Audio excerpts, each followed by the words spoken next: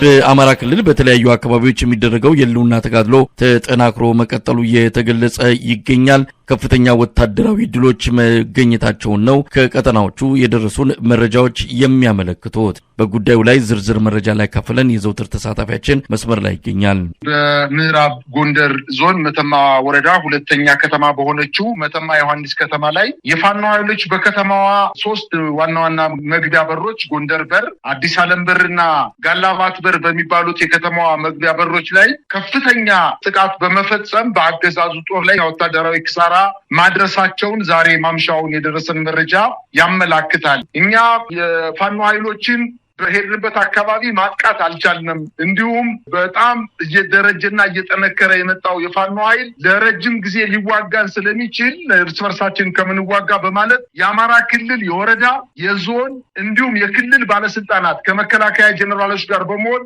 ህብረተሰቡን አስገድዶ ወደ ስብሰባ በማስወጣት ልጆቻችሁን ከውጊያ ሜዳ ወደ ሰላማዊ ኑሮ እንዲመጡ መልሱ በማለት ህብረተሰቡን ልመና ላይ ይገኛል። ከዚህ በፊት እንግዲህ 15 ቀን ሊፈጅብኝ ነው ቸውንም መሳሪያቸውንም አስወርጄ አንበረክካቸዋለሁ ያለበትን ቃል ትቶ ዛሬ የፋኖ ወላጆችን እና ቤተሰቦችን እና በከተሞች ላይ አዳራሾችን በመያዝ ህብረተሰቡን በግድ በማስወጣት በተደጋጋሚ ጊዜ በስብሰባ ልጆቻችሁን መልሱ እያሉ ወደ ልመና እንደመጡ መረጃዎች ያመላክታሉ። መሳይ በሌላ ዜና እንዲሁ በጎጃም ጎንቻና መርጦ ወረዳ በሚባሉት በጉንዶይንና መርጦ ለማርያም ከተማ ላይ የመከላከያ ኃይሉ በደረሰበት ጥቃት ከተሞችን ለቆ መሸሸቱንና አሁን በከተሞች ላይ የአድማ ብተና ኃይሎች በከበባ ውስጥ ሆነው ራሳቸውን እየተከላከሉ እንደሚገኙና የፋኖ ኃይሎች ግን ዋና ዋና መግቢያና መውጫ በሮችን ይዘው አሁንም ውጊያ እያደረጉ እንደሆነ ነገር ግን ውጊያ ከመደረጉ በፊት የመከላከያ ሰራዊቱ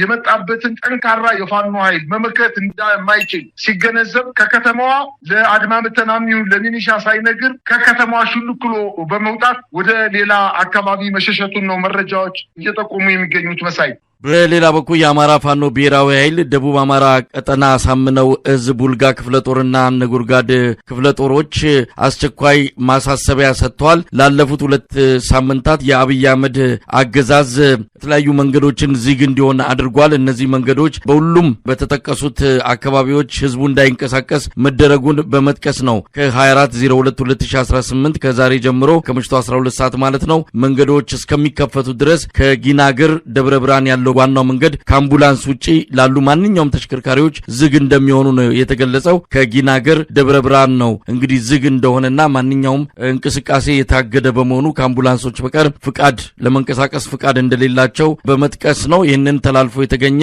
ማንኛውም ተሽከርካሪ እርምጃ የሚወሰድበት እንደሚሆን ነው የአማራ ፋኖ ብሔራዊ ኃይል ደቡብ አማራ ቀጠና ያሳወቀው። እንግዲህ በአጠቃላይ በአማራ ክልል ያለው ወቅታዊ ሁኔታ በዚህ ደረጃ የሚገለጸው ነው። ነገር ግን ተስፋ የሚሰጥም ብዙ ነገሮች እየሰማን ነው። ምናልባትም በቅርቡ አንድ ትልቅ የስምምነት ወይም ደግሞ የአማራ ፋኖ አንድነትን የሚያሳይ ዜና እንደምንሰማ ይጠበቃል። የአብይ አህመድ አገዛዝ በትግራይ ላይ ጦርነት ሊከፍት እንደሚችል ተገለጸ። የተለያዩ ተቋማት በዚህ አንጻር ያላቸውን ስጋት በመግለጽ የማስጠንቀቂያና ማሳሰቢያ መግለጫዎችን እያወጡ ይገኛሉ።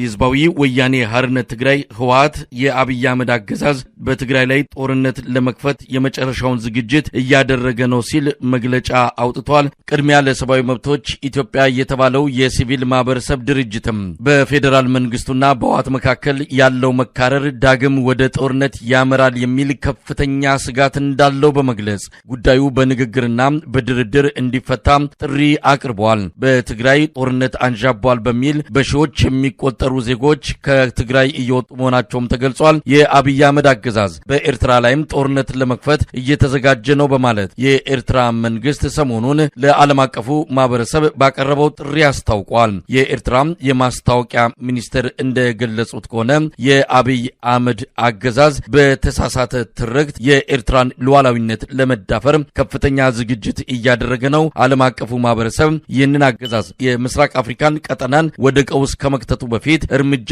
እንዲወስዱ ጥሪ ማድረጋቸውም ተመልክቷል። በትግራይ ያለው ወቅታዊ ሁኔታ እጅግ አሳሳቢ እንደሆነ የተለያዩ ተቋማት በመግለጽ ላይ ይገኛሉ። የአብይ አህመድ አገዛዝ ጥቅምት 24 ሰሜን እዝ የተመታበትን 5ኛ ዓመት አስመልክቶ በተዘጋጀ የመታሰቢያ ዝግጅት ላይ አሁንም ቢሆን በቀጠናው ያለውን ሁኔታ ለመቆጣጠር በተጠንቀቅ ሰራዊቱ እንደሚገኝ ነው ኤታ ማጆር ሹሙ ፊልድ ማርሻል ብርሃኑ ጁላ ያሳወቁት። የትግራይ ያለው ሁኔታ ወደ ጦርነት ሊያመራ እንደሚችል ስጋቱ እየተገለጸ ባለበት በዚህ ወቅት ነው የአብይ አህመድ አገዛዝ በከፍተኛ ወጪ የጦር መሳሪያዎችን መግዛት የወታደራዊ አቅሙን እያጠናከረ የሚገኘው። ስለ ምስራቅ አርሲው ግድያ ዝም አንልም የሚል የዓለም አቀፍ የኢትዮጵያ ኦርቶዶክስ ተዋሕዶ ቤተክርስቲያን እምነት ተከታዮች ዘመቻ መጀመሩ ተገለጸ። ፕሬዝዳንት ትራምፕ ለናይጄሪያ መንግስት ያስተላለፉትን ማስጠንቀቂያም ለኢትዮጵያው አገዛዝ እንዲያስተላልፉ የሚጠይቅ ዘመቻም መከፈቱ ታውቋል። በምስራቅ አርሲ በቀጠለው ግድያ ከ30 በላይ ሰዎች መገደላቸው ታውቋል።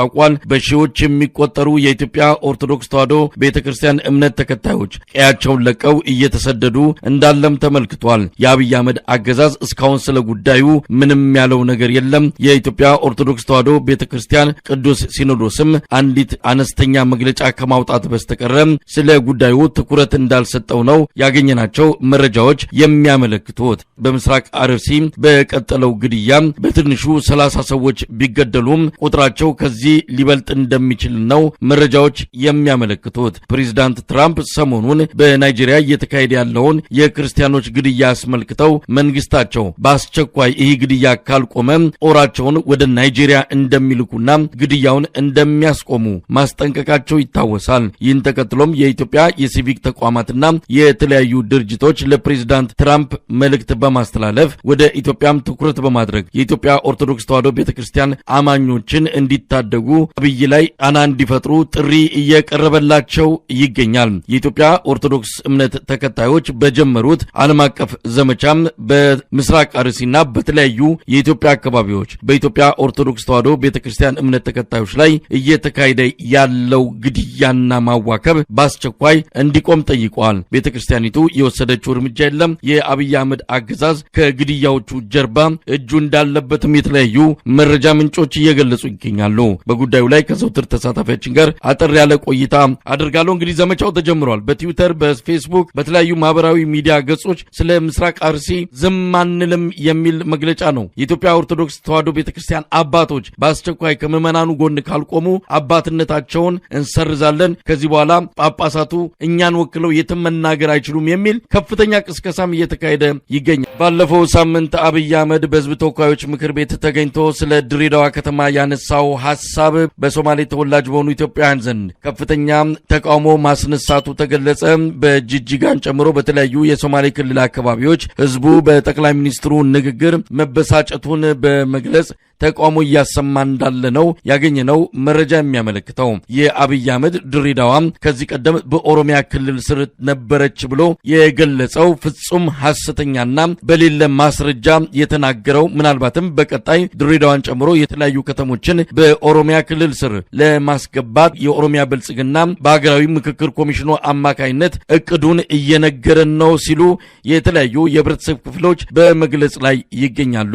ሰሞኑንም በውጭ ሀገር የሚገኘው የሶማሊያ የተለያዩ ድርጅቶች ህብረት ካውካስ ባወጣው መግለጫ የጠቅላይ ሚኒስትሩ ንግግር ፍጹም ተንኳሽና በአካባቢው ትኩሳቱ እየጨመረ የመጣው የሁለቱ ማህበረሰቦች የኦሮሚያና የሶማሌ ክልል ተወላጆች መሃል የተፈጠረውን ውዝግብ የሚያባብሰው እንደሆነ በመግለጽ በአስቸኳይ ብልጽግና ፓርቲ ከዚህ አይነቱ አካሄድ እንዲቆጠብ አሳስበዋል። በሌላ በኩል ጠቅላይ ሚኒስትሩ ስለ ድሬዳዋ ያነሳው ሐሳብ በቀጣይ አዲስ አበባን ጨምሮ የኦሮሚያ ብልጽግና በኦሮሚያ ክልል ለማካተት ያሰባቸውን አካባቢዎች ለመጠቅለል በዝግጅት ላይ እንዳለ መሆኑን የሚያሳይ መሆኑ ነው የተገለጸው። አብይ አህመድ ይህንን ያነሳው ባለፈው ሳምንት ድሬዳዋ በኦሮሚያ ክልል ስር ነበረች፣ ይህን ጉዳይ ወደፊት ሌሎች አካባቢዎች ያለውንም ውዝግብ በውይይት መፍታት ይቻላል የሚል በጣም አወዛጋቢ የሆነ አጀንዳ በማንሳት የኦሮሚያ ብልጽግና በቀጣይ ያቀዳቸውን ከወዲሁ ፍንጭ እየሰጠ እንዳለ ነው በተለያዩ የፖለቲካ ተንታኞችም በመገለጽ ላይ ያለው።